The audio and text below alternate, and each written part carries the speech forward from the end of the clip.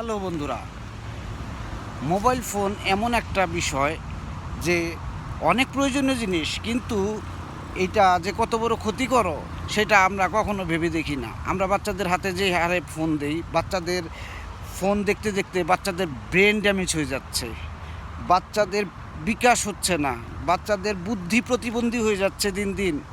একবার চিন্তা করে দেখুন, আপনি আপনার বাচ্চার কত বড় ক্ষতি করছেন।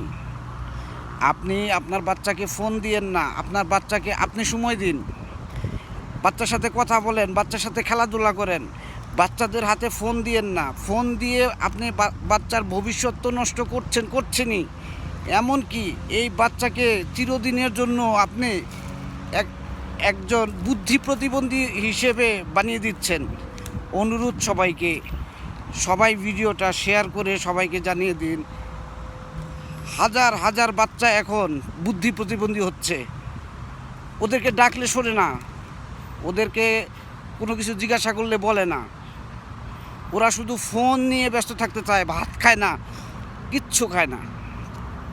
এরা শুধু ফোন আর ফোন। অনুরোধ সবাইকে, দয়া করে বাচ্চাদের হাতে ফোন দিবেন না এবং সঠিকভাবে বাচ্চাদের সাথে সময় দিন, বাচ্চাদের সাথে কথা বলুন এবং বাচ্চাদেরকে নিয়ে বেড়ান, ঘোরেন।